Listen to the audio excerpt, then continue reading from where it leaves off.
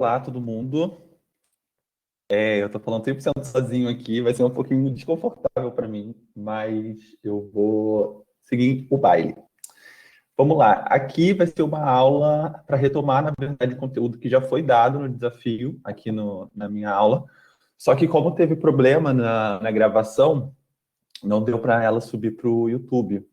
E aí, como eu sei que muita gente acaba assistindo a aula pelo YouTube, eu achei melhor fazer essa gravação de novo, para todo mundo poder ter acesso, porque é um conteúdo bem importante, cai sempre no Enem, e enfim, vamos lá, né? Bem, o conteúdo é funções da linguagem. Vamos ver, então, o que são essas funções da linguagem, como que elas funcionam, quais são as funções da linguagem, quais são as suas funções, né? Vamos começar.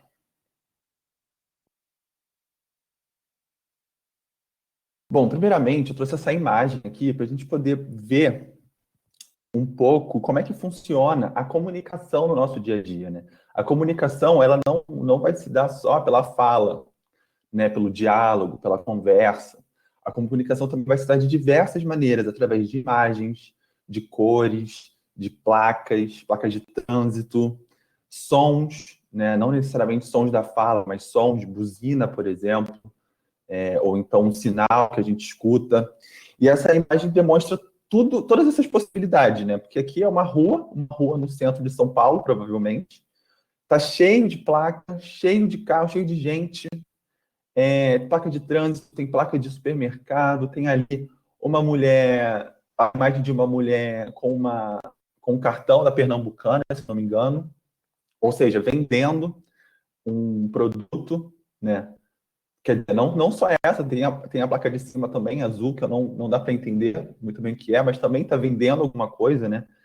A placa do Impala também. Então, assim, se a gente for parar para analisar toda essa imagem, cada um desses meios de comunicação, eles têm uma função diferente, correto? Por exemplo, da Pernambucanas, ele está tentando o quê? Vender o cartão, está tentando convencer o leitor a assinar o cartão. Da Impala tentando vender um produto que eu acredito que seja de beleza, né? Um produto para cabelo. Tem ali uma placa do Pão de Açúcar, que tá, o quê? Avisando que ali tem mercado. Então, você percebe que cada coisa ali tem uma função diferente.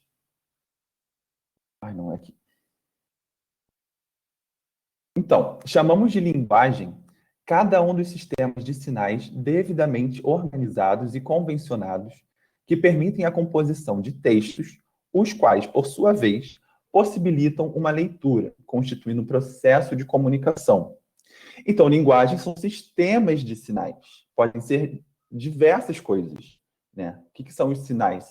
Pode ser a fala, a língua portuguesa, pode ser uma imagem, pode ser uma cor, que é um sinal para alguma coisa. Por exemplo, se você quiser passar uma ideia de calor num desenho, sei lá, uma ilustração, você vai passar essa ideia através de cores mais quentes. Então, aquilo é um sinal, porque isso vai despertar uma sensação no indivíduo, né? Essa é a linguagem. E ela acaba despertando algo na pessoa, no interlocutor, na pessoa que está recebendo aquela mensagem. A língua de todos os códigos utilizados para se expressar é a mais utilizada. Claro, a gente está todo dia usando a língua portuguesa, né? No nosso caso, a língua portuguesa. Sei lá, na França usam a língua francesa, nos Estados Unidos usam a língua inglesa. Então, assim, a língua de todas os códigos, né, de todas as linguagens, ela é a mais utilizada. O uso que cada indivíduo faz da língua depende de várias circunstâncias. O que vai ser falado, de que forma, o contexto, o nível social e cultural de quem fala e para quem está falando.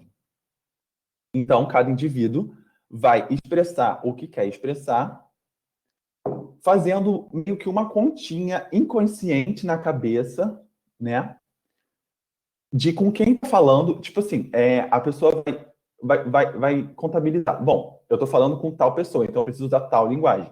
Eu quero falar tal coisa, então eu vou usar tal linguagem. Isso é tudo feito de uma forma muito inconsciente, né? Mas a gente, para cada objetivo que a gente tem de comunicar, a gente usa uma maneira diferente, né? Uma forma diferente ou uma função diferente. A língua, como código e mecanismo de combinações para a produção de sentidos, tem como unidade mínima o signo linguístico. Então, os sinais que a gente usa são os signos linguísticos. O que são os signos linguísticos? São as palavras. É a unidade mínima da língua, é a palavra, né? Na aula de coesão e coerência, quando a gente decompôs o texto, a gente viu lá, né, que tipo, o, a menor unidade ali do texto, entre parágrafo, período, oração, era o quê? A palavra. Mas o que é o signo linguístico, né? O signo linguístico nada mais é que a combinação do significante e o significado. O significante é tudo aquilo que faz a gente perceber o signo, né? Ou seja, sinais sonoros, gráficos, palavras, enfim, tudo isso que a gente já falou, cores, etc. O signo linguístico é aquilo que faz a gente perceber ele, correto? Não, o signo linguístico não. O significante é o que faz a gente perceber o signo linguístico. E o significado é o conceito daquilo. Então a gente tem um significante, né? Tem a imagem dele, a imagem acústica, a imagem visual, e aí tem um conceito que está atrelado a ele. Esse conceito é o significado. Então, quando a gente vê, por exemplo, uma palavra árvore, a gente. Qual que é o significante? São todas as letrinhas, é toda a palavra, árvore, né? E o significado é o que é árvore. O significado, o conceito é a própria árvore, aquela coisa enorme, com tronco e galhos e folhas, às vezes flores também, né? Isso é o signo linguístico.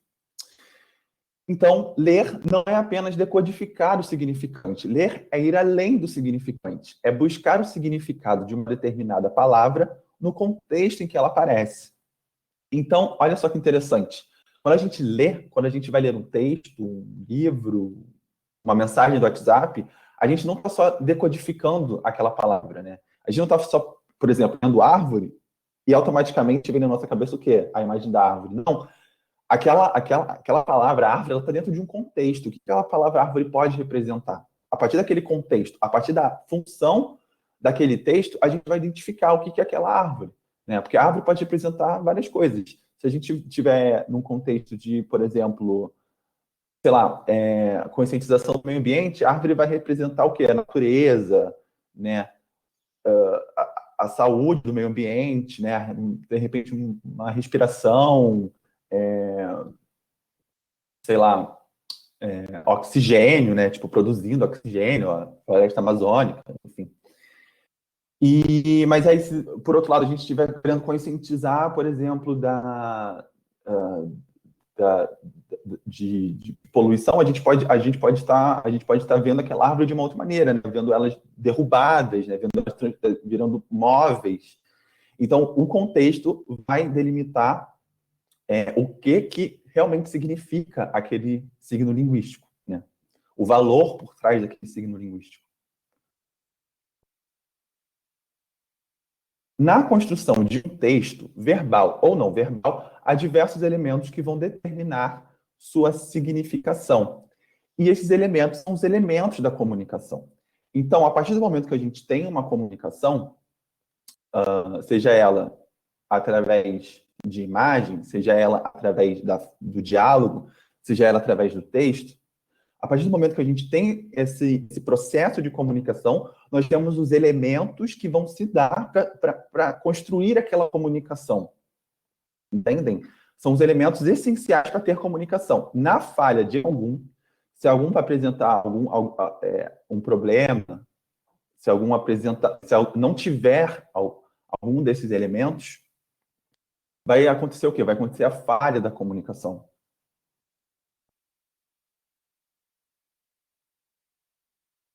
E quais são os elementos da comunicação? Aqui tem um diagrama para a gente entender, né? Os elementos da comunicação começam com o emissor. Porque o emissor é aquele que vai falar, é aquele que vai dizer, vai escrever, vai, sei lá, tirar uma foto, vai pintar, entendem? O emissor é aquele que vai passar o quê? A mensagem. Aí a mensagem está aí no meio, que a mensagem ela vai chegar no receptor ou interlocutor. Então, tem o emissor que vai dizer a mensagem, que é aquilo que vai ser dito, o receptor, que é aquele que vai receber a mensagem, né? Bom, então essa é a cadeia principal. Só que para a gente construir a mensagem, a gente precisa de outras coisas, né? Porque se tem a mensagem, como é que a gente vai falar a mensagem, né? Como é que a gente vai passar essa mensagem?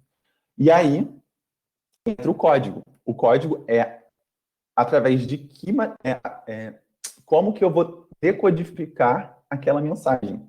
Que aí o nosso código, por exemplo, o código nessa aula está sendo código da língua portuguesa. Eu estou usando a língua portuguesa para me expressar e vocês estão usando a língua portuguesa para me entenderem. Entendem? E o canal. Qual que é o canal? O canal, num contexto de comunicação pessoalmente, vamos supor que a gente estivesse numa aula, numa sala de aula. O canal seria o ar. O ar estaria levando o meu código, a minha mensagem para vocês, e vocês estariam recebendo essa mensagem através do ar. Entendem? Aqui, no caso, o canal é o que? É o computador, é a internet, entendem? E tem o referente. O referente é o contexto, né? É o contexto e o assunto daquela mensagem. Qual que é o contexto? Por exemplo, que eu falei, numa sala de aula. Numa sala de aula é um contexto. E também o assunto. Qual que é o assunto? São as funções da linguagem, aqui nesse caso.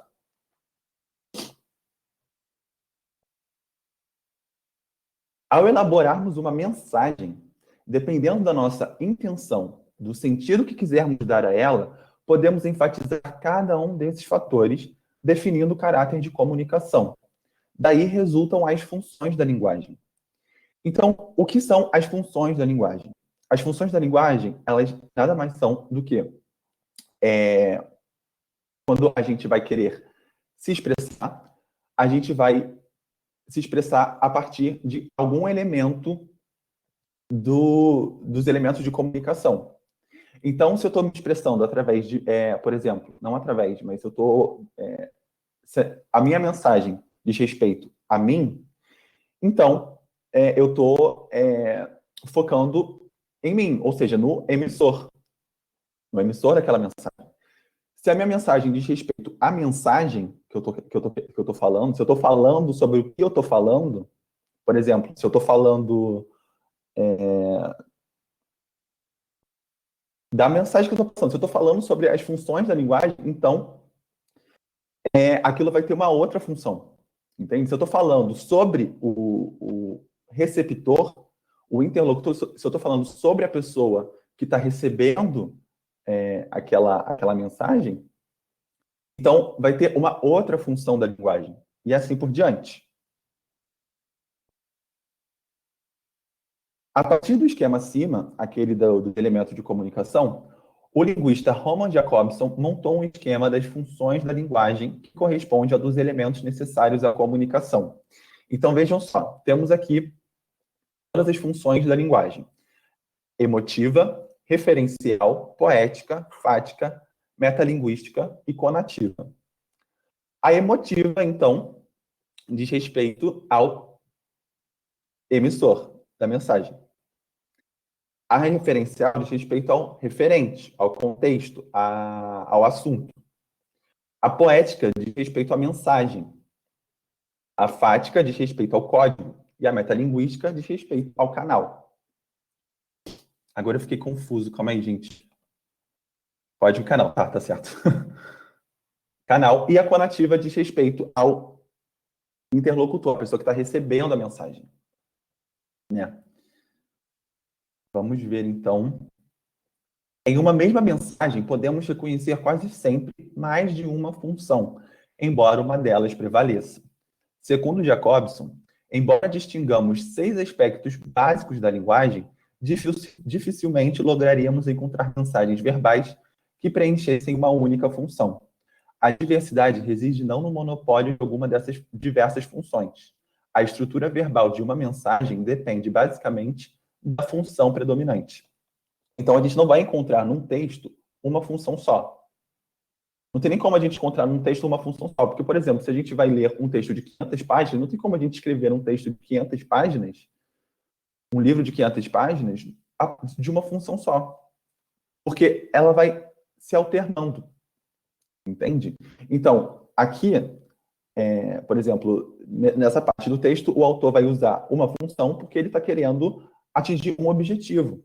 E aí, na outra parte, ele vai usar outra função porque ele vai querer atingir outro objetivo. E assim vai indo. Mas a gente pode identificar qual que é a função predominante daquele texto. E é aí que o Enem, por exemplo, quer que a gente trabalhe. É encontrar a função predominante. Se a gente tem ali, eu estou vendo 3 tipos de funções, mas qual que predomina? É aquela resposta. Entende?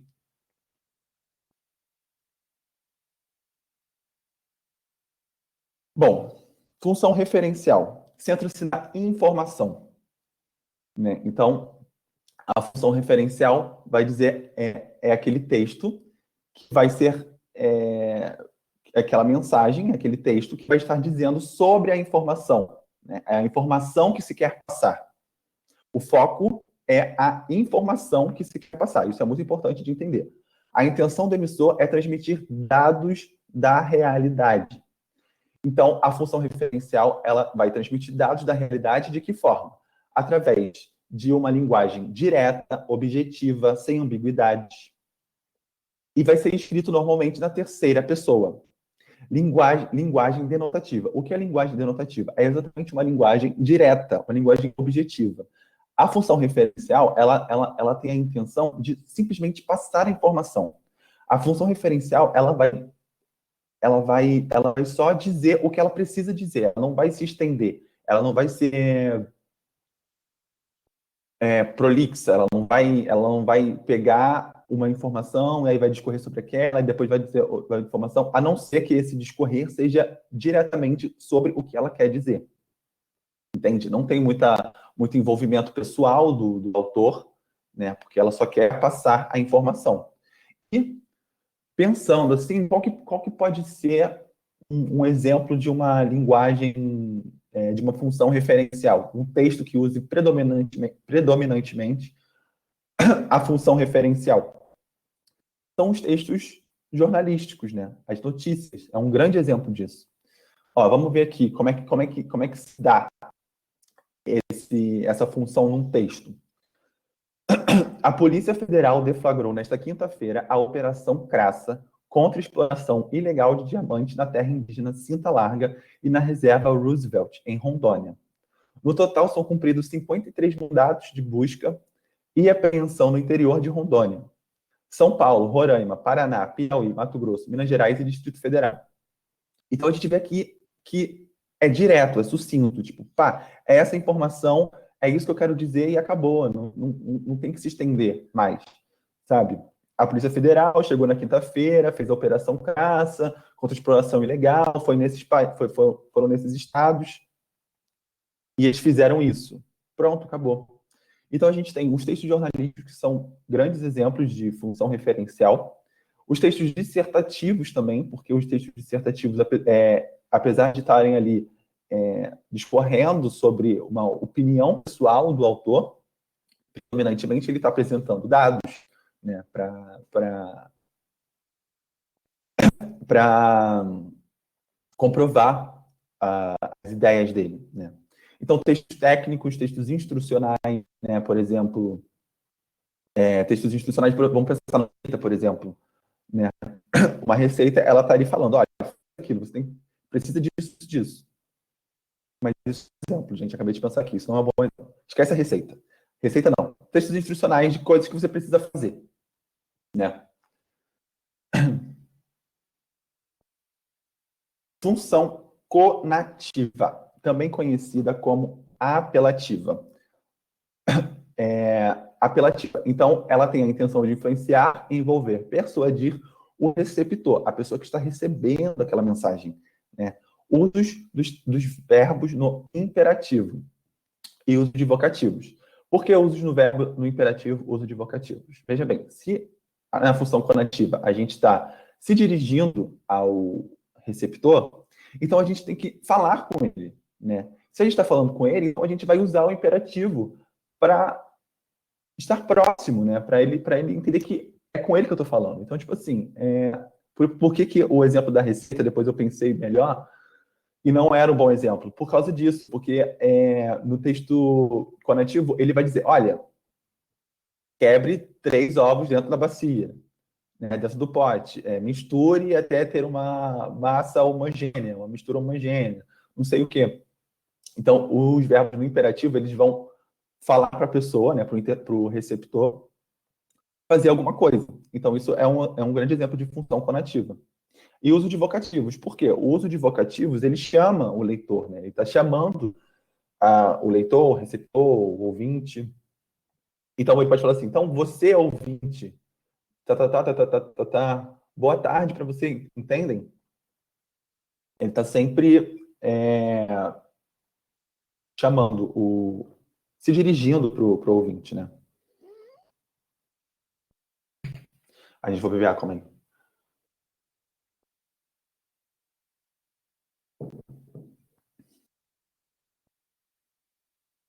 Então, qual que é um grande exemplo da função conativa? Propaganda, por exemplo. Propaganda, ela está se dirigindo ao receptor, tá falando com ele, olha, você precisa disso, você precisa comprar esse novo celular, sabe? E está convencendo ele a fazer isso, né? Por isso que aqui está conhecida como apelativa, está convencendo o leitor, né? Está entrando na realidade dele, está falando com ele, diretamente com ele. Então, ele tem essa preocupação de usar uma linguagem que seja parecida com a linguagem do receptor, para ele se sentir falando com um amigo, né? Então, assim, então a função conativa vai se preocupar também com a classe social da pessoa, porque dependendo da classe social vão ter linguagens diferentes, né? Por exemplo, também do tipo de profissão que aquela pessoa, que o público que vai receber aquela mensagem exerce, né? Porque de acordo com a profissão vai ter uma linguagem diferente também, vai depender da idade também. Tudo isso são preocupações que estão inseridas na função conativa. E aí um exemplo que eu peguei aqui foi de horóscopo. Veja bem, o dia começa agitado e apresentando diversas situações a serem resolvidas. Tenha atenção com ideias precipitadas que podem afetar a sua rotina e o seu trabalho. Você está passando por um processo novo na forma de interagir com afetos e com reconhecimento. Veja que está sempre se direcionando ao receptor, está sempre falando com ele. Aí fala aqui, ó, tenha atenção com ideias precipitadas que podem. Você está passando por um processo novo na forma de interagir. Está sendo direto com o leitor. Função emotiva. A função emotiva, ela também é conhecida como expressiva. Por quê? Porque ela é centrada no emissor.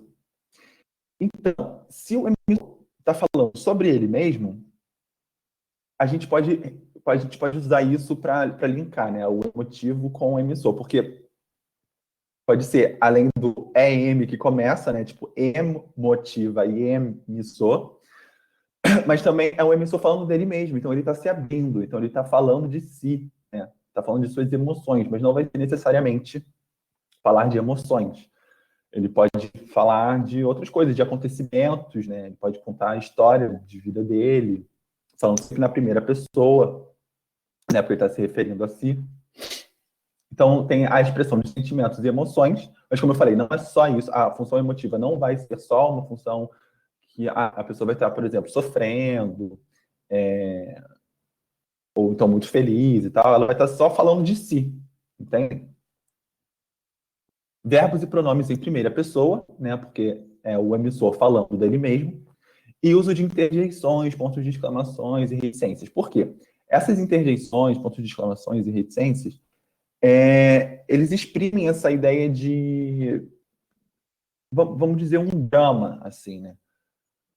Por exemplo, quando a gente usa interjeição num texto, a gente um exemplo de inteligência no texto, quando a pessoa, por exemplo, vai desmaiar, ela faz, então ela tá, sabe, vou desmaiar. Então ela tá ali mostrando algo que ela tá sentindo, ela tá mostrando através da interjeição, por exemplo, uma surpresa, ai meu Deus, sabe, tipo um grito, Então a interjeição são essas palavras, né, que expressam algum tipo de emoção, surpresa, felicidade, raiva, e aí diz respeito à função emotiva, né?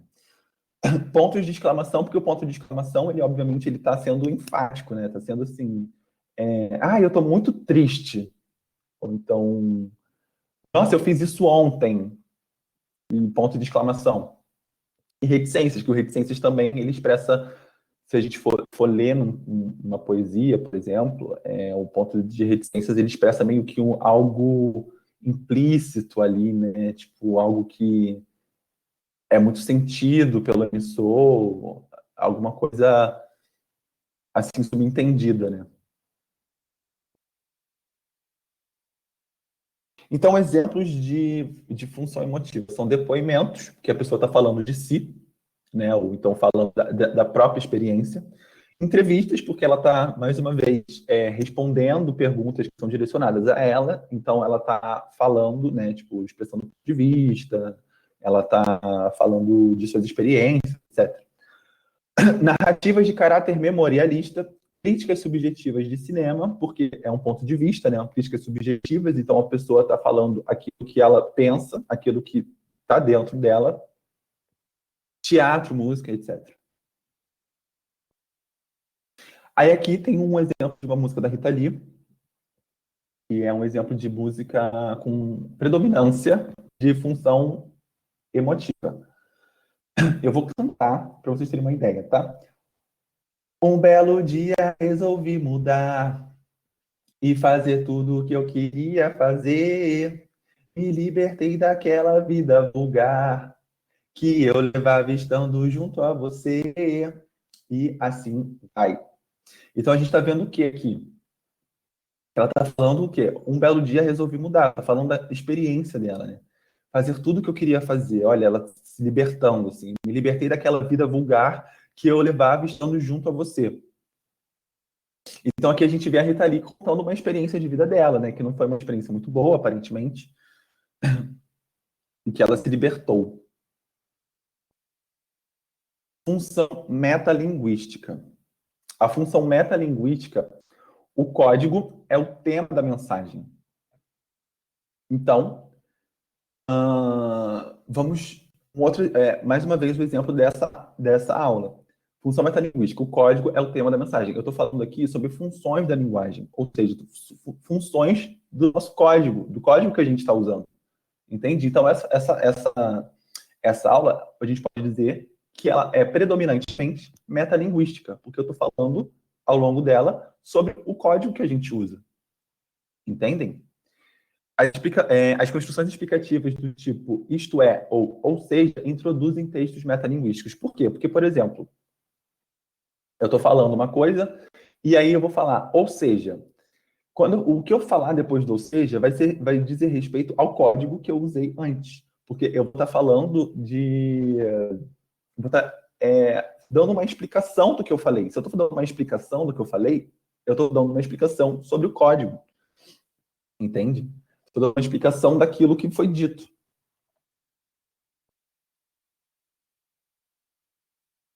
Ó, vamos ver uma função, dois exemplos de funções metalinguísticas, de função metalinguística. Poema que aconteceu. Nenhum desejo neste domingo, nenhum problema nesta vida. O mundo parou de repente. Os homens ficaram calados. Domingo sem fim nem começo. A mão que escreve este poema não sabe que está escrevendo, mas é possível que se soubesse, nem ligasse. Qual que é o que a gente pode perceber nesse poema? A gente pode perceber que ele está falando do próprio ato da escrita, entende? A metalinguística está sempre dizendo respeito sobre aquilo que ela está fazendo. Então, se eu tô dando uma aula explicando sobre o código da língua portuguesa, isso é metalinguística. Então, se eu estou escrevendo, e se eu estou escrevendo falando sobre o ato de escrever, isso também é metalinguística. Entendem? Eu estou trazendo aquele ato que está sendo feito para a fala. Então, aqui, ó, a mão que escreve este poema não sabe que está escrevendo. Mas é possível que soubesse nem ligasse. Agora, a outra. Gastei 1 hora pensando em um verso que a pena não quer escrever. No entanto, ele está cá dentro, inquieto, vivo. Ele está cá dentro e não quer sair. Mas a poesia deste momento inunda a minha vida inteira. Mais uma vez, um exemplo de metalinguística, porque ele está falando desse processo de escrita, né? Ele está escrevendo e está discorrendo sobre o próprio processo da escrita dele.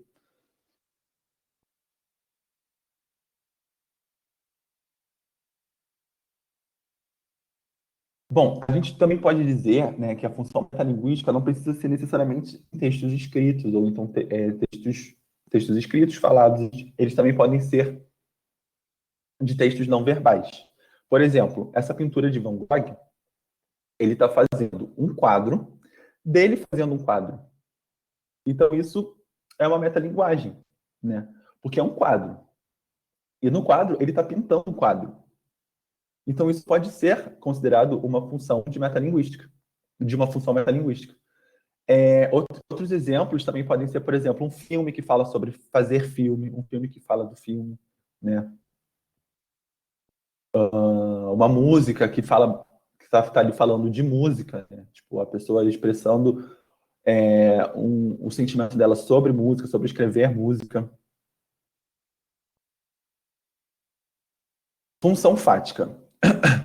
O foco na função fática é o canal, né? Ou seja, o canal que está passando aquela mensagem.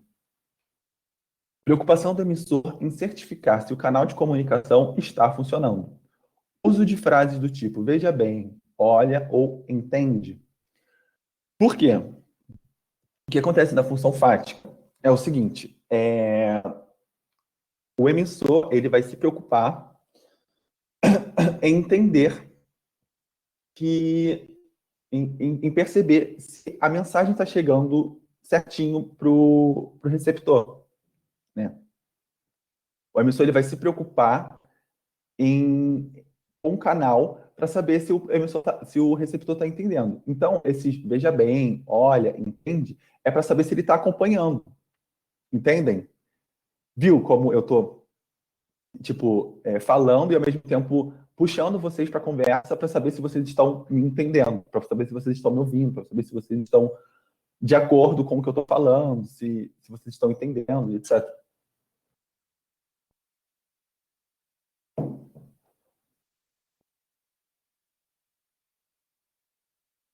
Olha, aqui tem um exemplo de função fática, de um equívoco na função fática, né, na verdade. Vamos lá. Enfim, o que acontecer, aconteceria. E por enquanto nada acontecia. Os dois não sabiam inventar acontecimentos. Sentavam-se no que é de graça, banco de praça, banco de praça pública. E ali acomodados, nada os distinguia do resto do nada, para a grande glória de Deus. Ele, pois é. Ela, pois é o quê? Ele, eu só disse, pois é. Ela, mas pois é o quê? Ele, melhor mudar de assunto, porque você não me entende. Entender o quê? Santa Virgem Macabea. Vamos mudar de assunto e já. A função fática aqui ocorre aonde? Ali no pois é. No pois é, ele está trazendo a Macabeia para conversa, né? Ele está falando, pois é, tipo, pois é, né? E aí? Tá aí? Você tá me ouvindo? Só que ela não entende isso. Ela não entende como que se deu essa conversa. E aí ela fica confusa. Ela fala, pois é o quê? Sabe, o que você está querendo dizer com isso? Então aí está tendo um problema no canal de comunicação deles, sabe? E aí é um grande exemplo de falha na comunicação. Como que se dá a falha na comunicação quando um dos elementos eles não estão de acordo com o que o emissor está querendo, né? E a função poética. O que é a função poética? A atenção do produtor do texto está voltada para a mensagem. Então, a função poética voltada para a mensagem. Na função poética, a mensagem é sobre a mensagem. Há a intenção de produzir ritmo, sonoridade.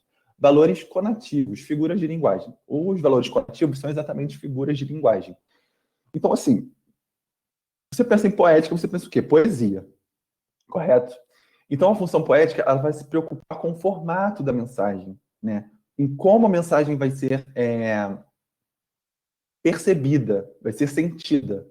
Então, por isso que tem essa preocupação com o ritmo, com a sonoridade, figuras de linguagem, porque as figuras de linguagem, elas vão transformar tudo muito mais poético, né? Vai transformar aquela mensagem numa coisa mais para ser sentida, entendem?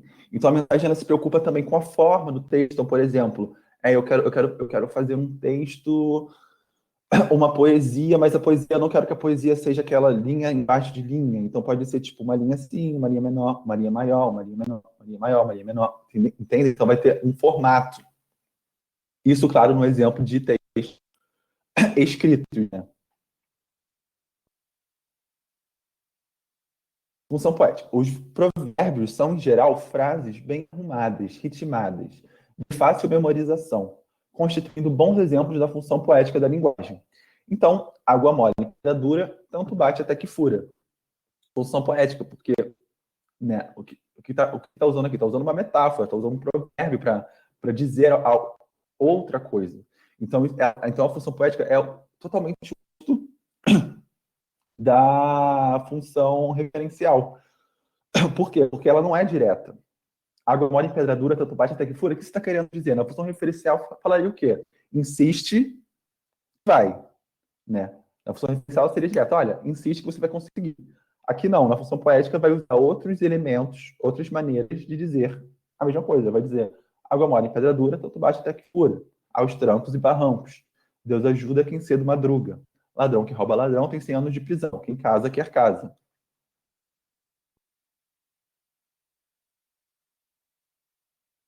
Aí aqui tem uns exercícios para a gente poder ter uma ideia mais ou menos de como que funciona a, um exercício de função da linguagem no Enem, né? Vamos ver. Aí o texto. Ler não é decifrar, como num jogo de adivinhações, o sentido de um texto. É, a partir do texto, ser capaz de atribuir-lhe significado, conseguir relacioná-lo a todos os outros textos significativos para cada um, reconhecer nele o tipo de leitura que o seu autor pretendia e, dono da própria vontade, entregar-se a essa leitura ou rebelar-se contra ela, propondo uma outra não prevista. É a questão. Neste texto, a autora apresenta reflexões sobre o processo de produção de sentidos, valendo-se da metalinguagem. Essa função da linguagem torna-se evidente pelo fato de o texto a.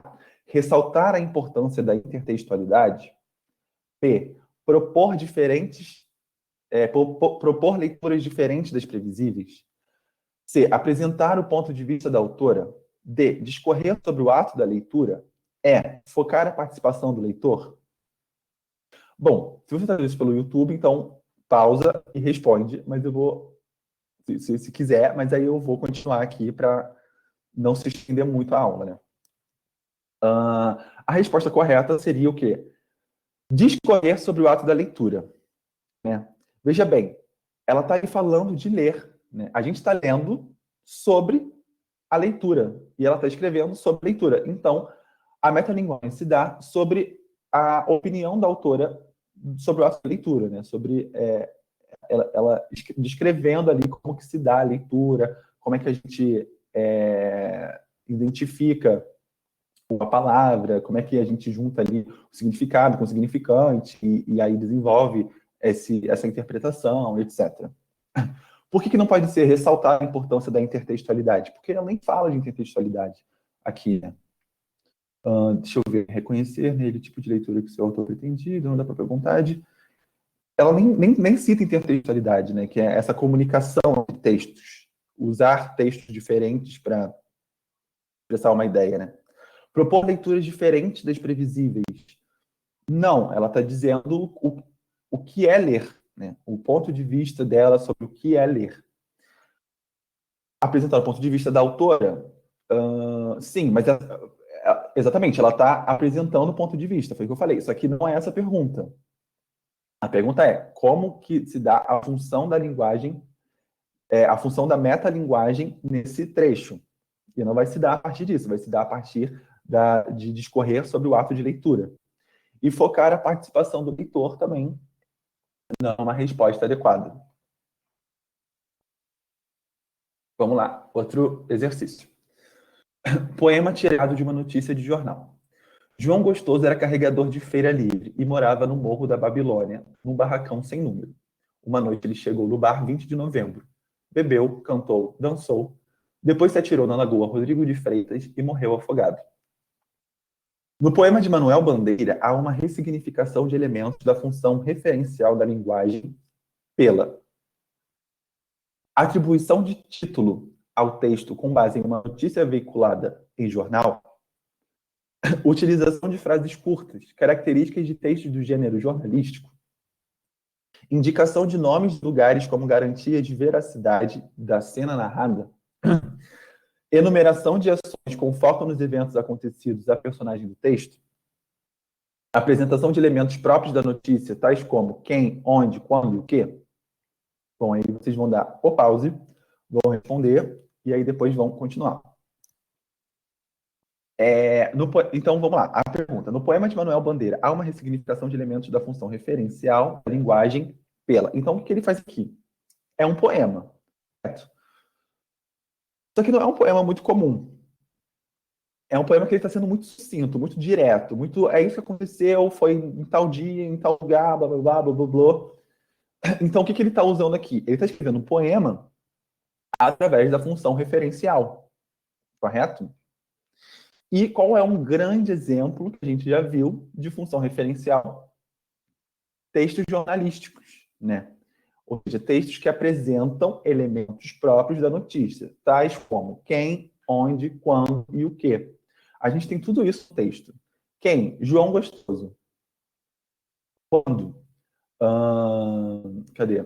Ele é carregador de feira livre, morava no perto. Uma noite ele chegou no bar 20 de novembro, bateu quando? Uma noite. Onde? No bar 20 de novembro. E na Lagoa Rodrigo de Freitas. E o quê? Ele bebeu, cantou, dançou e morreu afogado. Isso tudo está dentro do texto, né? Bom, gente, era só isso, né? Esse slide foi feito para a aula de noite, então aqui está escrito boa noite, mas como vocês estão vendo, está de dia, então bom dia para vocês. Bons estudos e até a próxima aula. Tchau, tchau. Qualquer dúvida, me mandem mensagem, mandem e-mail, tá bem? As redes sociais do Desafio estão aqui embaixo, sigam lá também para vocês ficarem por dentro do que acontece. E beijinho, tchau, tchau.